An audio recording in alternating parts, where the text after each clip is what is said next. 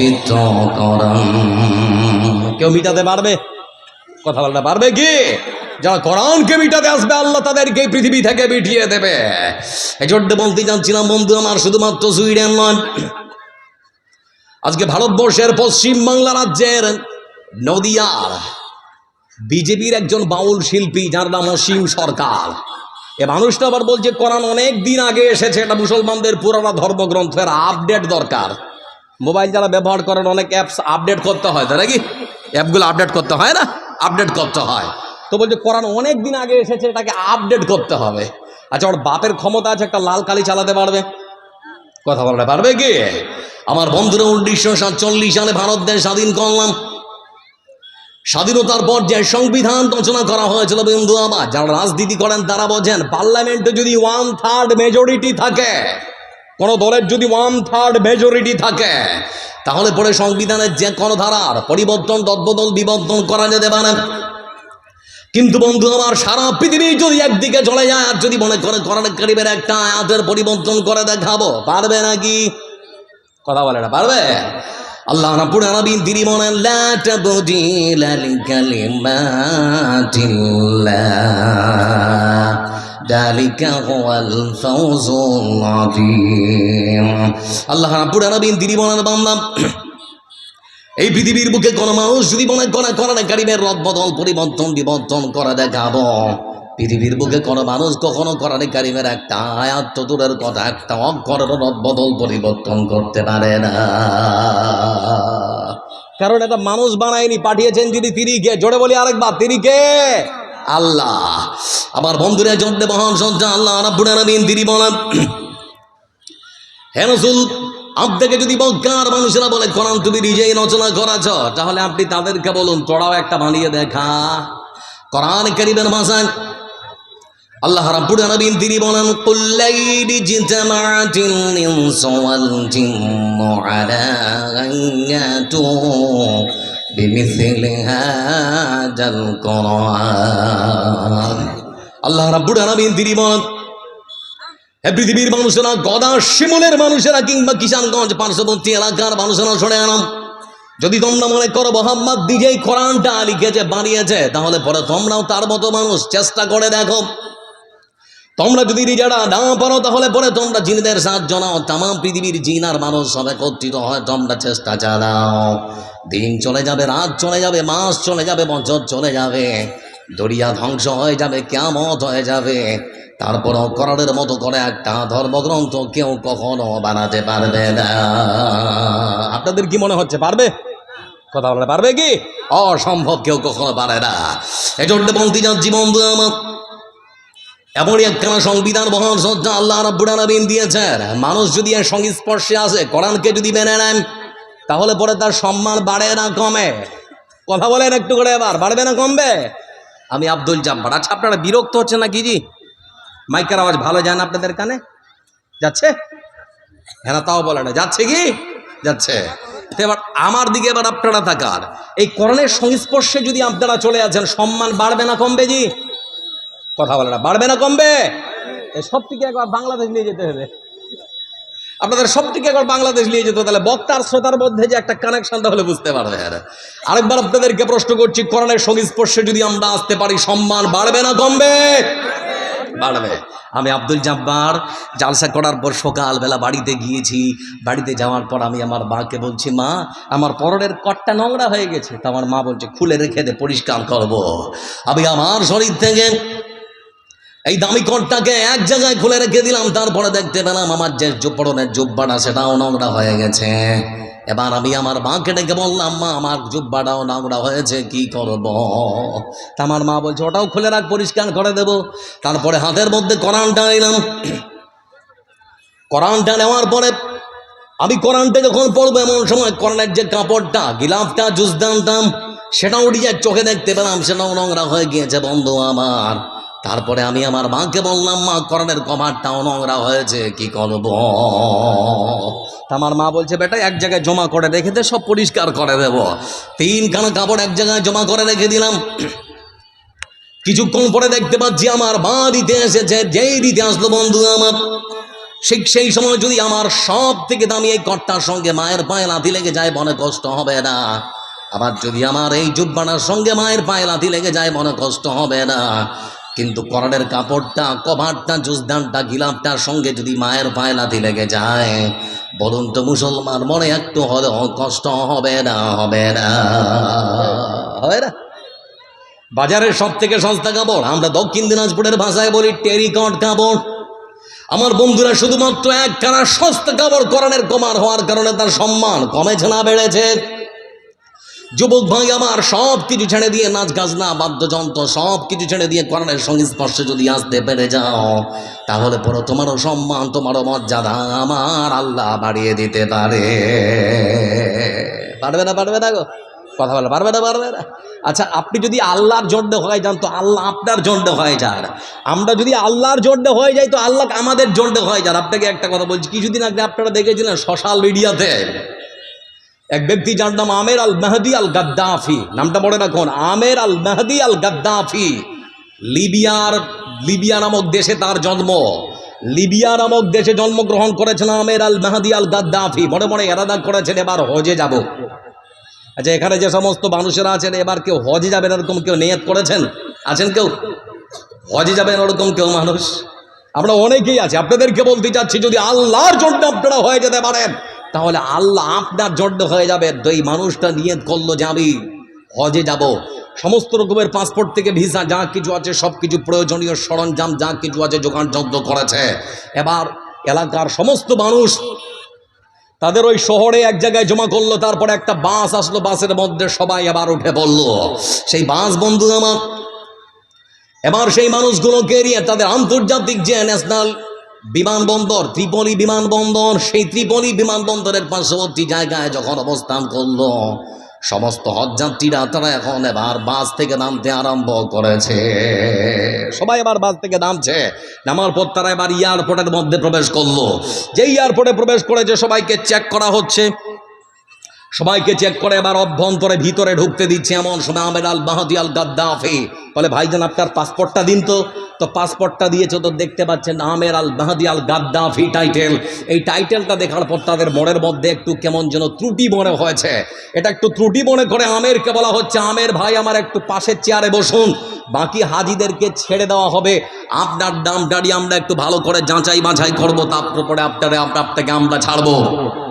তেমনি সময় আমের আল মেহদি আল গাদ্দাফি তিনি পাশের চেয়ারে বসে আছেন। সমস্ত হজযাত্রীদেরকে বিমানবন্দর ত্রিপলি আন্তর্জাতিক বিমানবন্দরের মধ্যে প্রবেশ করানো হলো।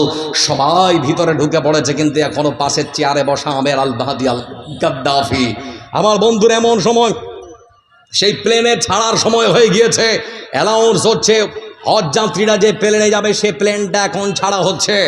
আমার বন্ধুরা ত্রিপলি আন্তর্জাতিক ন্যাশনাল বিমানবন্দর থেকে রানওয়েতে এবার সেই বিমানটা যেতে আরম্ভ করেছে।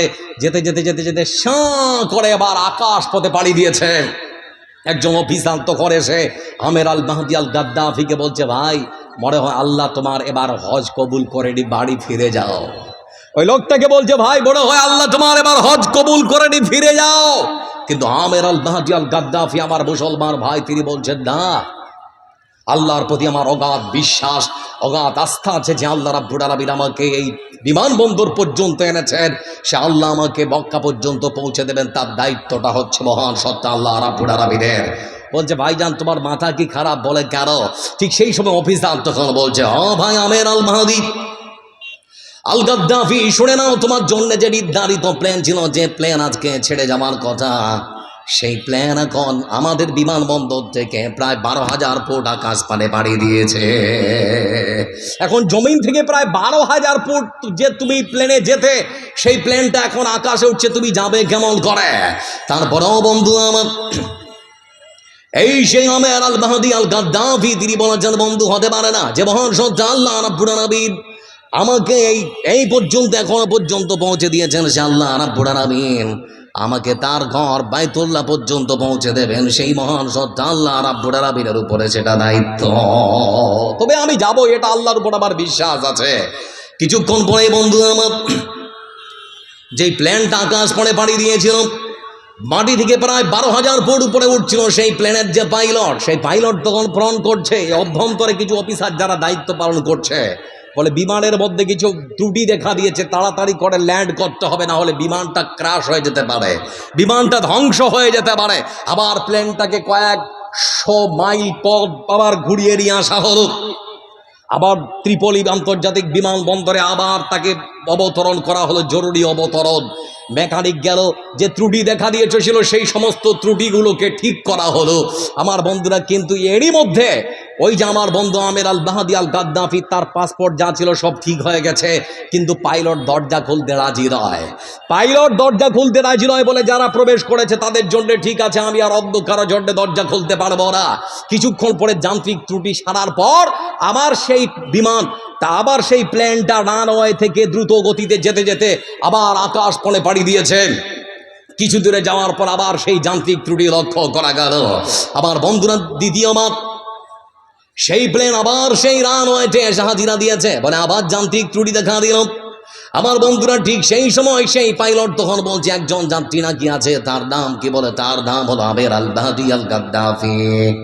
বলে মনে হচ্ছে মহান সত্তা আল্লাহ রাব্বুল আলামিন সেই হজ যাত্রীর জন্য আমার প্লেনের মধ্যে বারবার করে কিছু যান্ত্রিক ত্রুটি দেখাচ্ছেন। যাও, তার জন্য দরজাটা খুলে দিলাম। তার জন্য দরজাটা খুলে দেওয়া হলো। নিজের সিটে এসে বা সিট বেল্টটা সুন্দর করে বেঁধে দিয়েছে। আমার বন্ধুরে, এই সেই আমের আল বাহাদি আল গাদ্দাফি, তিনি এবার আকাশ পানে উড়ান দিয়েছেন। তিনি যখন সৌদি আরবে গিয়ে পৌঁছালেন, বিমান থেকে তিনি যখন অবতরণ করলেন, ঠিক সেই সময় আমার ভাই আমের আল বাহাদি আল গাদ্দাফি নামার পরে তিনি এবার একটা ভিডিও তৈরি করলেন। ও পৃথিবীর মুসলমানেরা, তোমরা সরে নাও, তোমরা যদি আল্লাহর জন্য হয়ে যেতে পারো, মহান সত্তা আল্লাহ রাব্বুল আলামিন তোমাদের জন্য হয়ে যাবেন।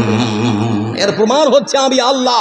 আমার বন্ধুরা, চিন্তা করে দেখুন, আজকের যুগে গল্প করা যায় না। মোবাইলে যদি থাকে আপনাদের সামনে আমের আল বাহাদি আল গাদ্দাফি নামটা টাইপ সুন্দর করে সার্চ করুন, তাহলে পরে দেখতে পাবেন শত শত ভিডিও। ও যুবক ভাই আমার, তোমাকে বলতে চাচ্ছি, তার মতো কর্ণের সংস্পর্শে এসে যাও না, আল্লাহ তোমার জীবনটা পরিবর্তন করে দেবে, আর আল্লাহ তোমার সঙ্গে থেকে যাবে। বলছিলাম বন্ধু আমার, এমনই একখানা সংবিধান মহান সত্তা আল্লাহ রাব্বুল আলামিন তিনি দিয়েছেন। পড়লে আবার নেকি আছে না? কথা বলতে হবে, নেকি আছে না? হাদিসের পরিভাষায় রাসূল সাল্লাল্লাহু আলাইহি ওয়াসাল্লাম তিনি বলেন, মান ক্বারা হারফাম মিন কিতাবিল্লাহ ফালাহু বিহি হাসানাহ ওয়াল হাসানাতু বিআশরি আমসালিহা। রাসূল সাল্লাল্লাহু আলাইহি ওয়াসাল্লাম তিনি বলেছেন, গণাসী বলেন নারীরা, পুরুষরা, মায়েরা, বোনেরা, শোনেরা, এমনই একখানা সংবিধান তোমাদেরকে দেওয়া হয়েছে। এ কোরআন কারীমের একখানা অক্ষর যদি তোমরা পড়তে পারো, তাহলে পরে আমি আল্লাহ আমার পক্ষ থেকে 10 খানা নেকি তোমার আমলনামায় লিখে দেওয়া হয়। সুবহানাল্লাহ বলবেন না? আচ্ছা, একটা অক্ষর পড়লে কত নেকি? সবাই বলেন কত নেকি? আবার রাসূল সাল্লাল্লাহু আলাইহি ওয়াসাল্লাম তিনি আর বলেন, আয়াজিজু আহাদুকুম মাইয়া করা ফি লাইলাতিন সুলুসাল করাম। অগদাসী বলের মানুষেরা, পার্শ্ববর্তী গ্রাম থেকে যারা আপনারা ছুটে এসেছেন, রাসূল সাল্লাল্লাহু আলাইহি ওয়াসাল্লাম তিনি বলেছেন, তোমরা সরে নাও। এই কোরআন কারীমের মধ্যে আল্লাহ রাব্বুল আলামিন এমন একখানা সূরা দিয়েছেন, আল্লাহর কোন বান্দা একটা বার পড়ে সেই সূরা রাতের বেলা যদি ঘুমাতে পারে, তার বিছানায় যেতে পারে, আমার রাসূল বলেছেন তার আমলনামায় 10 পারা কোরআন পড়ার সমপরিমাণ নেকি লেখা হয়। একটা সূরা আছে, একবার পড়ে ঘুমাবেন তো 10 পারা। আচ্ছা, বলতে পারবেন সেই সূরাটার নাম কি? কি নাম? সূরাতুল ইখলাস। আমার বন্ধুরা, কোরআন কারীমের সব থেকে ছোট সূরাগুলোর মধ্যে একখানা সূরা সূরাতুল ইখলাস। আমার বন্ধুরা, একবার পড়লে যদি 10 পারা, দুবার পড়লে আবার 3 বার পরে যদি কেউ তার বিছানায় ঘুমাতে যেতে পারে, রাসূল বলেছেন তার আমলনামা আল্লাহর পক্ষ থেকে এক কোরআন খতমের নেকি লিখে দেওয়া হয়। ভাবতে পারছেন গো? এখন মাথায় কি আপনারা কোনোদিন ভেবেছেন যে এত একখানা ছোট্ট সূরা এর সম্মানের মর্যাদা এত বেশি কেন? সূরা তো ছোট নাকি, কিন্তু এর সম্মান এত মর্যাদা কেন? একবার পড়লে 10 পারা। আমার বন্ধুরা, এবার বলতে চাচ্ছি, পুরো কোরআনটাকে বলো তো 3 ভাগে ভাগ করা হয়েছে। সবাই বলুন ক ভাগে? তার মধ্যে এক ভাগ হচ্ছে আল্লাহ তাওহীদ ওয়াহদানিয়া। দেখো তোমার যদি প্রশ্ন করি আপনাদের, আল্লাহ কজন? সবাইকে বলতে হবে, এটা ইমানি প্রশ্ন। যদি না বলেছেন তাহলে ইমান শেষ হয়ে যাবে। সবাই বলুন আল্লাহ কজন? জোরে বলুন, জোরে, আল্লাহ কজন? সর্বশক্তিমান যিনি, তিনি কে? ভালো মন্দের মালিক কে? সন্তান দেওয়ার ক্ষমতা আছে কার? কোন পীর বাবা পারে না? পারে না? উত্তর 24 পরগনা আর হুগলিতে যান পান্ডুয়ার, তাহলে পরে দেখবেন দেখা সিলে ছেলে, বুঝতে পারছেন? আবার লেখা আছে দেখা সিলে ছেলে, মানে পীর বাবার এত ক্ষমতা। আপনার স্ত্রীর যদি বাচ্চা না হয় তাহলে লিখে রেখেছে যে দেখা সিলে ছেলে, খাসি দে, তাহলে তোর মেয়ের বাড়ি তোকে আমি ছেলে দান করব। ক্ষমতা আছে, কথা ক্ষমতা আছে, ছেলে দিতে পারেন যিনি তিনিকে। আরে ও ভণ্ড বাবা, আরে ও খাজা বাবা, ডজ হাসরে দেখবে তোমার কল বাবা। যত বাবা তত মাজার, বাবা হলো বেসুমার, রেল লাগিনে দেই রে মাজার, বাস লাগিনে সব মাজার। আচ্ছা ভাবুন তো, মাথাটা হালকা করে। আচ্ছা যারা রেলে সফর করেছেন, কোনোদিন দেখেছেন রেল লাইনে মাজার আছে? ট্রেন তো জোরে চলবে, পয়সা কে দিবে গো? দিতে কি পারবে? ব্যবসা কি চলবে? সেজন্য সব বাস লাইনে মাজার করে রেখেছে। বলতে যাচ্ছি বন্ধু আমার, সেজন্য কবি বলছেন নামাজের ধার দাঁড়ায় না, নামাজের ধার দাঁড়ায় না, বাজারেতে গাঁজা খায়, লম্বা লম্বা চুল রেখেছে শিকল পরা সারা গায়। নামাজের ধার ধারে না, মাজারেতে গাঁজা খায়, লম্বা লম্বা চুল রেখেছে শিকল পরা সারা গায়। মোচে ঢেকেছে মুখ, মচে ঢেকেছে মুখ, চেনা যায় না কি কারবার। আরে ও পাগলা বাবা, আরে ও খাজা বাবা, রোজ হাসরে দেখবে তোমার কোন বাবা। মাজার ব্যবসা ছেড়ে দিয়ে ধরো আল্লাহর দিন ও আইন, এখনো সময় আছে তওবা পড়ে হও মুমিন। মাজার ব্যবসা ছেড়ে দিয়ে ধরো আল্লাহর দিন ও আইন, এখনো সময় আছে তওবা পড়ে হও মুমিন। নিজের বাপের নেয় না খবর, নিজের মায়ের নেয় না খবর, মাজারে দে লাল চাদর। আরে ও পাগলা বাবা, আরে ও খাজা বাবা, রোজ হাসরে দেখবে তোমার কোন বাবা। বাঁচাবার মালিক যিনি তিনিকে, কথা বলেন কে? লা ইয়াতাকাল্লামুনা ইল্লা মান আদিনা লাহুর রাহমানু ওয়া ক্বালা সাওয়াবা, ইয়াউমুল্লা বাইগুন ফিহি ওয়ালা খুল্লা ওয়ালা শাফা। আমার বন্ধুরা, সেদিন কোনো পীর কোনো খাজা বাবা কাউকে বাঁচাতে পারবে না। এই জন্য বলছিলাম বন্ধু আমার, ছোট্ট একখানা সূরা, তাহলে এর সম্মানের মর্যাদা কেন? আপনাকে প্রথমে বললাম কোরআনকে কভাগে ভাগ করেছে? 3 ভাগে। তার মধ্যে এক ভাগ হচ্ছে আল্লাহ তাওহীদ, ওয়াহদানিয়াত, একত্ববাদ। এই ছোট্ট একখানা সূরা আমার বন্ধুরা, ছোট্ট সূরা, শুরু থেকে শেষ পর্যন্ত আল্লাহ তার নিজের পরিচয়ের কথা বলেছেন, অন্য কোনো আলোচনা নেই। যে কোনো সূরা খুলবেন, হয় হালাল না হয় হারাম, না হয় মানুষ, না হয় জিন, না হয় আকাশ, না হয় জমিনের কথা বলা হয়েছে। কিন্তু আল্লাহ রাব্বুল আলামিন ছোট্ট একখানা শুরু থেকে শেষ পর্যন্ত আল্লাহ রাব্বুল আলামিন তিনি শুধুমাত্র নিজের কথা আলোচনা করেছেন, অন্য কোনো আলোচনা করা হয়নি। এই ছোট্ট সূরার মধ্যে আল্লাহ তার নিজের পরিচয়ের কথা বলেছেন, অন্য কোনো এখানে আলোচনা নেই। এজন্য বলতে যাচ্ছি বন্ধু আমার, এমনই একখানা কোরআন আল্লাহ রাব্বুল আলামিন তিনি দিয়েছেন। আবার যদি কেউ এটার শিক্ষা অর্জন করে, তাহলে পরে তার সম্মান বাড়বে না কমবে? সবাই বলে বাড়বে না কমবে? হাদিসের ভাষায় রাসূল সাল্লাল্লাহু আলাইহি ওয়াসাল্লাম তিনি বলেন, খায়রুকুম মান তাআল্লামাল কোরআন ওয়া আল্লামা। অগদাসী বলের মানুষরা, তোমরা শোনেন, আমার কোরআনের শিক্ষা কোনো মানুষ যদি পৃথিবীর বুকে অর্জন করতে পারে, আর যদি অসংখ্য ছাত্রকে কোরআনের শিক্ষা দিতে পারে, তাহলে পরে পৃথিবীর সেই মানুষেরা আমার কাছে সব থেকে ভালো। আপনি আল্লাহর কাছে সব থেকে ভালো হবেন, তাহলে কোরআনের শিক্ষা অর্জন করুন, আর কোরআনের শিক্ষা খালি মানুষকে শিখিয়ে দিন। রাসূল বলেছেন, ওরা হচ্ছে সব থেকে পৃথিবীর বুকে আল্লাহর কাছে প্রিয়। এখন আপনাকে বলছি, তাহলে যারা কোরআন শিখলো, যারা কোরআন শিখালো, তাদের সম্মান, তাদের মর্যাদা কম না বেশি? কথা বলেন, কম না বেশি? আবার যারা মাদ্রাসায় শিক্ষকতা করে, তাদের সম্মান, তাদের মর্যাদা কম না বেশি? আপনাদের গ্রামে যে মসজিদের ইমাম সাহেব, তার সম্মান কম না বেশি? বেতনটা কম না বেশি? কথা বলে খুবই কম। ইমামদের জন্য একটা শব্দ ব্যবহার করে, এরা হচ্ছে সব থেকে অসহায়। অসহায় কেন বললাম? যারা গ্রামের সব থেকে গরিব মানুষটা এসেও ধমকায়, ইমাম সাহেব মসজিদে ঝাড় দিতে পারেননি, ড্রেনটা নোংরা হয়ে আছে, পরিষ্কার করতে পারেননি। আমি আপনাদেরকে বলতে চাচ্ছি, গদা শিমলবাসী এখানে যারা বসে আছেন, একটা শব্দ মনে রাখুন, একটা বাক্য, ওটা আল্লাহর ঘরের ইমাম। ওটা কার ঘরের ইমাম? সবাই বলে কার ঘরের ইমাম? আল্লাহর ঘরের ইমাম। তার সম্মান যদি পৃথিবীতে দিতে পারেন, এই পৃথিবীতে আল্লাহ আপনার সম্মান, আপনার মর্যাদা বাড়িয়ে দেবে। আমাদের পশ্চিমবাংলার পার্শ্ববর্তী জেলা ঝাড়খণ্ডের চাইবাসা বলে একটা জায়গা, সেখানে একটা বিশাল বড় মসজিদ, প্রায় 4 তলা মসজিদ। সেই মসজিদটার নাম হচ্ছে মদিনা মসজিদ। সেই মদিনা মসজিদের দীর্ঘদিনের একজন ইমাম সাহেব, তার নিজস্ব ঘর 3 তলায়, পাখার মধ্যে ওই যে পাংখাটা ঘুরে না, ওই পাংখায় গামছা লাগিয়ে গলায় ফাঁস দিয়ে আত্মহত্যা করেছে। এ ভারতবর্ষের যারা বুদ্ধিজীবী মুসলমান, নিজেকে যারা বুদ্ধিজীবী মনে করেন, যারা নিজেকে খুব বুদ্ধিমান মনে করেন, শিক্ষিত মনে করেন, আমি তো মনে করছি সেই সব মুসলমানের বিবেক আজকে মরে গেছে। আজকে শুধুমাত্র সেই চাইবাসা মদিনা মসজিদের শাহনওয়াজ আনসারী সেই ইমাম সাহেব, শুধুমাত্র তার মৃত্যু হয়নি। আজকে যারা আমরা নিজেকে বুদ্ধিমান মনে করি, এই বুদ্ধিমান মানুষের বিবেকের মৃত্যু হয়েছে। আমার বুঝে আসে না, আপনার মসজিদটা লাখ লাখ কোটি কোটি টাকা খরচ করতে পারেন, আপনার মসজিদটা 3 তলা থেকে 4 তলা করতে পারেন, আপনার মসজিদে টাইলস বসাতে পারেন, আপনার মসজিদে আপনি এসি দিতে পারেন, এসি লাগাতে পারেন, কিন্তু যখন আপনাকে বলা হয় ইমাম সাহেবের বেতনটা একটু বাড়াতে হবে, তখন খুব কষ্ট হয়। এরকম কমিটি আছে না নেই? হ্যাঁ বলেন, আছে না নেই?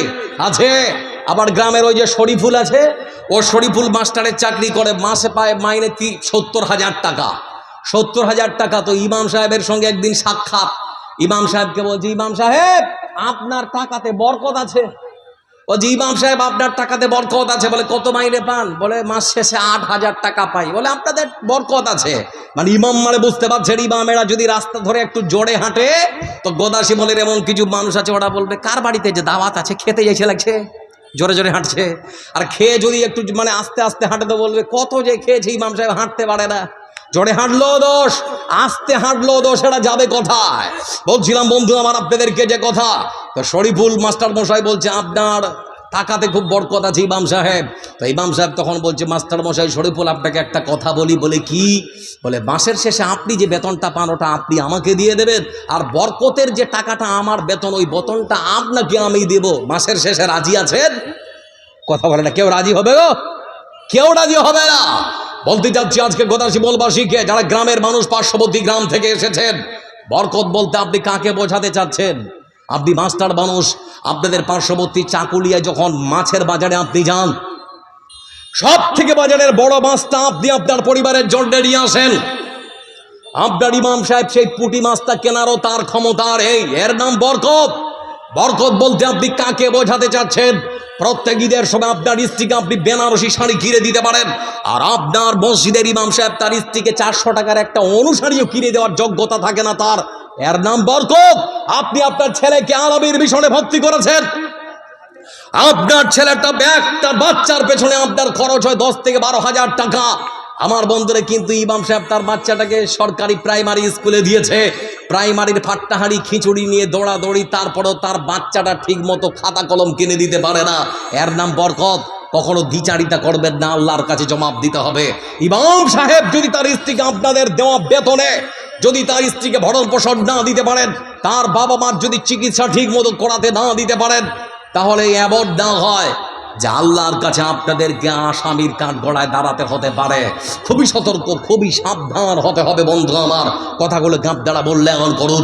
বলছিলাম আপনাদেরকে যে কথা, ইমাম সাহেব যারা হয় তারা খুব অসহায় হয়। ইমাম সাহেবের সঙ্গে সদাচরণ করুন, কারণ তার মধ্যে কোরআনের এই জ্ঞান আছে, এই বিদ্যা তার মধ্যে আছে।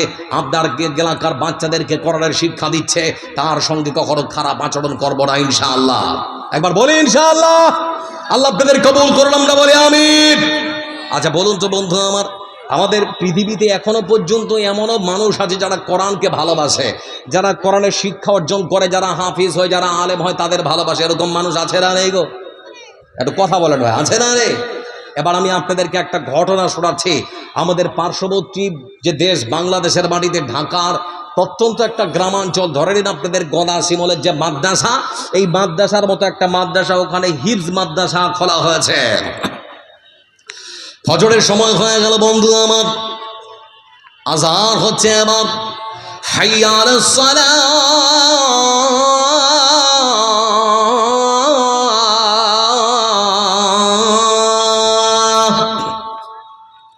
ঠিক ফজরের সময় যখন আযান সুমধুর কণ্ঠে যখন মসজিদের মিনার থেকে ভেসে এসেছে, আমার বন্ধুরা মাদ্রাসা শিক্ষকেরা যখন তাদের বাচ্চাগুলোকে উঠাতে আরম্ভ করলো, বাবা উঠে যাও, বাবা উঠে যাও, আযান হয়েছে, নামাজ পড়তে হবে। আমার বন্ধুরা সমস্ত বাচ্চাদেরকে উঠাতে আরম্ভ করল। বাচ্চাদেরকে উঠানোর পর সমস্ত বাচ্চারা ঠান্ডা পানিতে অজু করার পর তারা মসজিদের মধ্যে নামাজে দাঁড়ালো। নামাজ শেষ হয়ে গেল। তারপরে হিফজের মাদ্রাসায় বাচ্চারা মসজিদের মধ্যে সুন্দর করে কাতার করে তারা কোরআন পড়তে আরম্ভ করেছে। এরকম করে কোরআনটা নিয়ে ঝুঁকছে আর পড়ছে।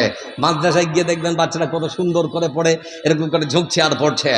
আমার বন্ধুর এমডি সময় ছোট্ট একটা বাচ্চা যার নাম হলো অবায়দুল্লাহ।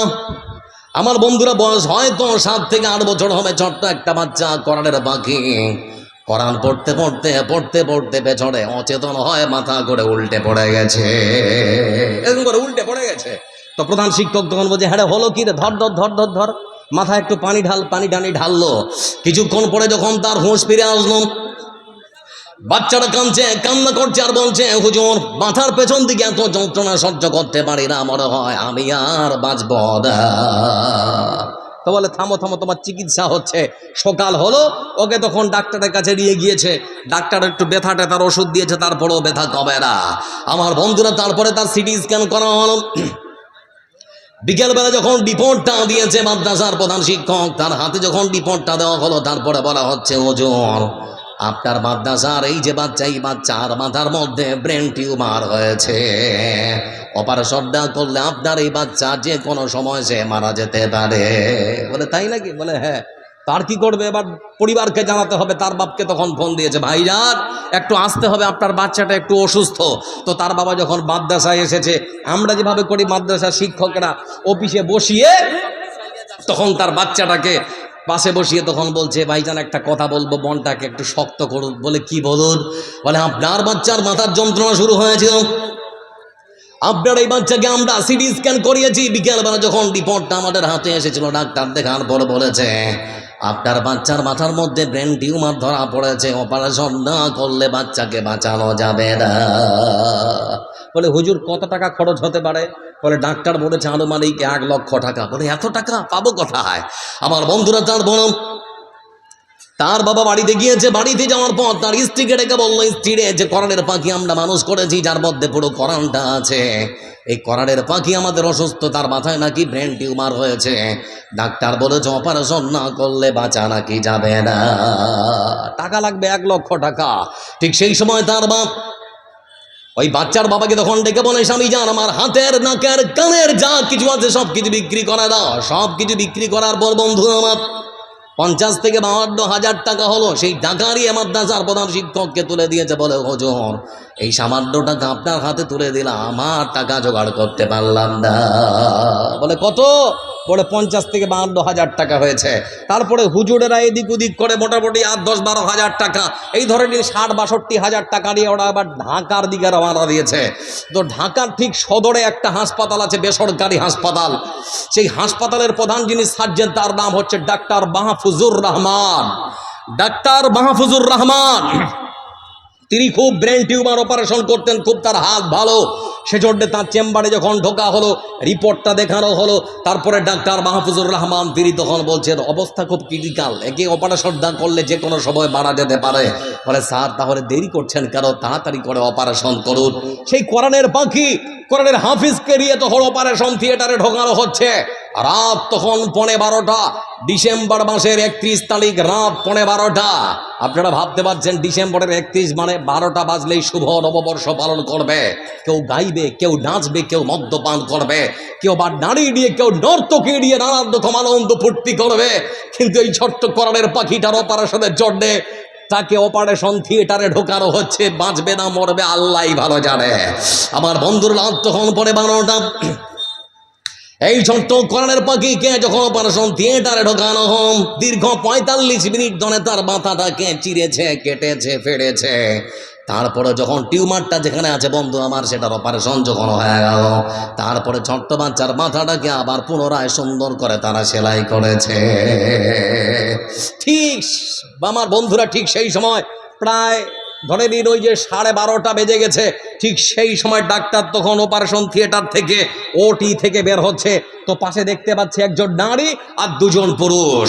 যেই বেরিয়ে আসলো ডাক্তার বেরিয়ে এসেছে, মা দৌড়ে যায়, বাবা দৌড়ে যায়। যাওয়ার পরে বলে, ডাক্তার বাবু ব্যাপারটা কি হল? আমার বাচ্চা ভালো আছে কিনা। মা কান্না করে, বাবাও কান্না করে। মাদ্রাসার যে শিক্ষক তিনি তখন বলছেন, ডাক্তার বাবু ব্যাপারটা কি? আমার যে বাচ্চার অপারেশন করেছেন, বাচ্চার অপারেশন সাকসেসফুল হলো না, হলো না। বলে চিন্তার কোনো কারণ নেই, আপনার বাচ্চার অপারেশন সাকসেসফুল হয়েছে। আমার বন্ধুরা এমন সময় ডাক্তার তখন বলছে, ভাই আমার কত টাকা জমা করা ছিল আগে? বলে 50। বলে বাকি আর যে 50 দিতে হবে। বলে ডাক্তারবাবু আমরা প্রত্যন্ত গদা শিমুলের মতো জায়গা থেকে আপনার কাছে ছুটে এসেছিলাম, অতগুলো টাকা আমরা নিয়ে আসতে পারেনি, আমার প্রতি আপনারা একটু দয়া করুন। বলে আপনারা গ্রাম থেকে এসেছেন? বলে হ্যাঁ। বলে ঠিক আছে তাহলে 10,000 টাকা কম 90,000 টাকা দেন। মাদ্রাসার প্রধান শিক্ষক তখন বলে, স্যার ডাক্তারবাবু আমরা এত গরিব, এই বাচ্চাটার বাবা আমার রিক্সা চালায়, ভ্যান চালায়, দিন আনে দিন অনেক কষ্ট করে টাকা জোগাড় করেছে। তার মার কানের হাতের নাকে যা কিছু ছিল সব কিছু বিক্রি করে বাচ্চার অপারেশনের জন্য আপনার কাছে এসেছিলাম। ডাক্তারবাবু আর একটু কি আমাদের জন্য দয়া করা যায় না? তখন ডাক্তারবাবু বলছে, আপনাদের গ্রামের মানুষের এই একটা অসুবিধা, 10,000 টাকা তো কমানো হলো, আর কত কমাবো? ঠিক সেই সময় মাদ্রাসার প্রধান শিক্ষক তিনি তখন বলছেন, ডাক্তারবাবু আপনার সঙ্গে আমার একটু কথা আছে। বলে কথা কি? বলে আপনি তো এতদিন অনেক মানুষের ব্রেন টিউমার অপারেশন করেছেন। বলে হ্যাঁ অনেকগুলো মানুষের অপারেশন করেছে। বলে আজকে যে বাচ্চাটার অপারেশন করে আপনি ওটি থেকে অপারেশন থিয়েটার থেকে বেরিয়েছেন, ডাক্তারবাবু বলতে চাচ্ছি এ বাচ্চাটা সাধারণ কোনো বাচ্চা নয়, এ হলো আশ্চর্য ধরনের একটা বাচ্চা। বুঝতে পারছি, আর সেই জন্য তো তৈরি করছে ওদের ব্রেনটাকে। একটু ভাবো, আমার বন্ধুরে হচ্ছে বাচ্চা আশ্চর্য ধরনের বাচ্চা। ঠিক সেই সময় ডাক্তার তখন বলতে শুরু করেছে, আশ্চর্য মানে? বলে আশ্চর্য এই জন্যেই যে বাচ্চাটা আপনি অপারেশন করে বের হলেন। ডাক্তারবাবু আপনি কি জানেন এটা আমার মাদ্রাসায় পড়ে, এর নাম হলো ওবাইদুল্লাহ। আল্লাহ তাকে এত মেধা শক্তি, এত তাকে তীক্ষ্ণ ব্রেন দিয়েছে যে আল্লাহর পুরো কোরআনটাকে মাত্র 6 মাসে হিফজ করেছে। সুবহানাল্লাহ বলবেন না? আচ্ছা আপনারা মুর্শিদাবাদের সেই দমকলের ছোট্ট বাচ্চাটার কথা শুনেছেন, যার নাম ফারহাদ হোসেন? এদিকে কালিয়াচকের জামিল ফারহাদ, আর ওখানে ফারহাদ হোসেন ছোট্ট 7 বছরের বাচ্চা। 6 মাসে তার বাচ্চাটা হিফজ করেছে পুরো কোরআনটাকে। তার বাবা যখন বিডিআর সামনে কথা বলছিল, তার বাবা বলছিল এর পুরো কৃতিত্ব তার মায়ের, তার মা যদি না লেগে থাকতো তাহলে পুরো 6 মাসে হিফজ করতে পারতো না। এজন্য কোনো বিদ্বান বলেছিলেন, গদা শিমুলের মানুষ তোমরা আমাকে এক শিক্ষিত মা যদি দিতে পারো, আমি তোমাদের শিক্ষিত সমাজ উপহার দেব।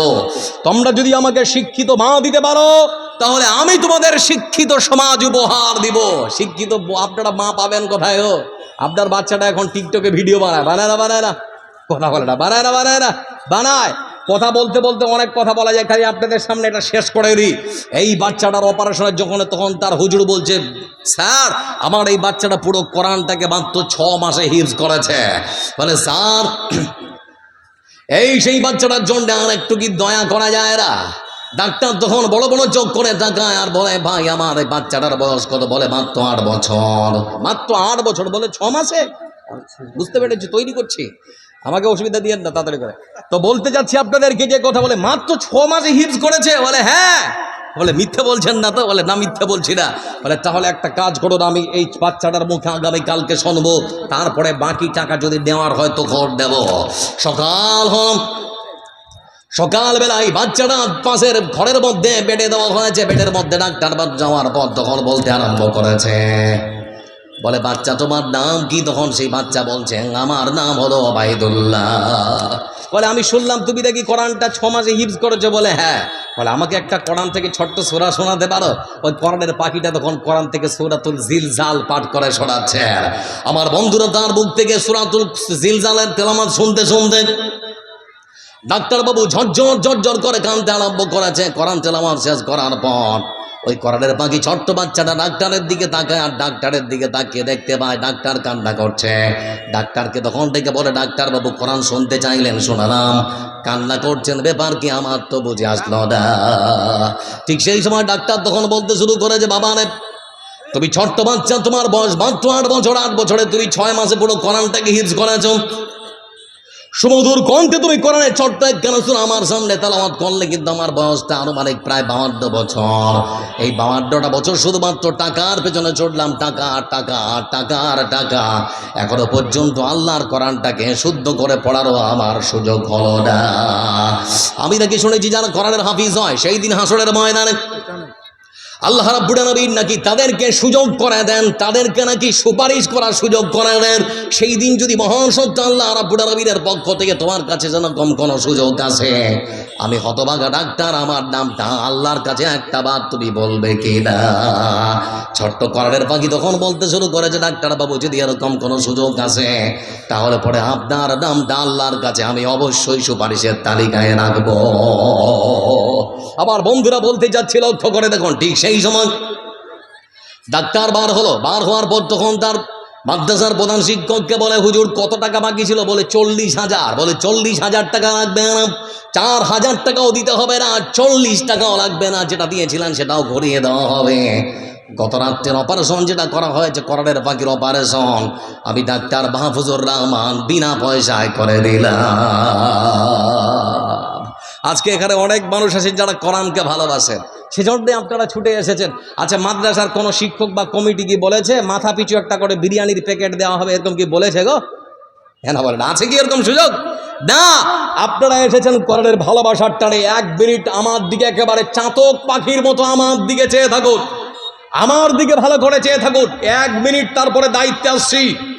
আমাদের পার্শ্ববর্তী বাংলাদেশে কিছুদিন আগে দেখেছিলাম ঢাকার উত্তরার মাইলস্টোন কলেজ এবং স্কুল, একটা যুদ্ধ বিমান, প্রশিক্ষণপ্রাপ্ত যুদ্ধ বিমান সেই স্কুলের উপরে ভেঙে পড়েছিল। আপনারা শুনেছিলেন তো নাকি? কয়েক মাস আগে শোনেননি? ওই ঢাকার ওই মাইলস্টোন কলেজে যখন ভেঙে পড়লো, সেখানে একটা ছোট্ট বাচ্চার বিভৎস কাহিনী শুনছিলাম। তার নাম হচ্ছে জুনায়েদ শেখ। একবার সবাই বলুন, বাচ্চাটার নাম কি? জুনায়েদ শেখ। ছোট্ট বাচ্চা, সকালবেলা স্কুলে যাওয়ার জন্য তার মা তাকে অনুরোধ করছে। মানে তার মা যখন উঠাতে গেছে, তো ছোট্ট বাচ্চা যেভাবে বলে, মা আজকে আমি যাব না, মা আজকে আমি যাব না স্কুল। তোর মা বলছে, বেটা লেখাপড়া যদি না করো সমাজের মানুষ তোমাকে মূল্য দেবে না, স্কুলে যেতেই হবে। অনেক কষ্ট করে বাচ্চাটাকে উঠালাম, কিন্তু বাচ্চাটা যেতে রাজি ছিল না। আমি তাকে স্কুলের ড্রেসটা পড়ালাম, তাকে তৈরি করতে করতে বলছি, বেটা তোর বাবাকে আজকে বলবো পোলট্রির মাংস আনতে, সুন্দর করে মাংস রান্না করব, বিকেলবেলা যখন তুমি আসবে তোমাকে খাবারের ব্যবস্থা করে দেবো। আবার তোমাকে নিয়ে আমরা বিকেলবেলা ওই যে আমাদের চিলড্রেন পার্কটা আছে সেখানে গিয়ে আমরা একটু আনন্দ করতে যাব। বাচ্চাটাকে নানান ধরনের লোভ দেখে আমি পাঠিয়ে দিলাম। তার মা বলছে, ঠিক দুপুর 1টা যখন 15 মিনিট, আমি চারিদিকে গ্রামের মানুষের চিৎকার শোনার পর টেলিভিশনটা খুললাম। হলো কি? টেলিভিশন যখন খুললাম, দেখতে পাচ্ছি আমার ছোট্ট জুনায়েদ, তার ওই শরীরের যে ড্রেসটা, সেই ড্রেসের মধ্যে আগুন লেগে গেছে, আর চিৎকার করে ডাকছে, মা মা, আমার মা তুমি কোথায়? তুমি আমাকে বাঁচাও, মা মা করে আমাকে ডাকছিল। কিন্তু আমি হতভাগা, মা টিভিটা চারচুর করে টিভিটা ভেঙে মনে হচ্ছে আমার বাচ্চাটাকে টেনে বের করবো, কিন্তু সেরকম সুযোগ ছিল না।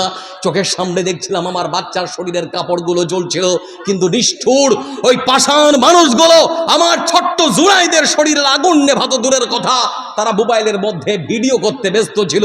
সামান্য কিছু শেয়ার, সামান্য কিছু কমেন্ট, আর সামান্য কিছু লাইকের জন্য, সামান্য কিছু ভিউয়ের জন্য তারা আমার ছোট্ট জুনায়েদের কাপড়ের আগুনটা ভিডিও করতে তারা ব্যস্ত ছিল।